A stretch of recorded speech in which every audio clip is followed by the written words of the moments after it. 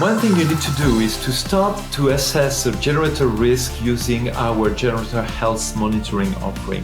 That's a fully integrated modular suite and monitoring system that allows continuous inspection and condition monitoring of your asset. Once the risk is defined, we are here to help you define a strategy to extend your generator life. The most popular option we have today is a generator removal and replacement, where we would swap rotors that needs a repair for a refurbished off-the-shelf asset we have on the shelf. Such an exchange usually lasts about 10 days.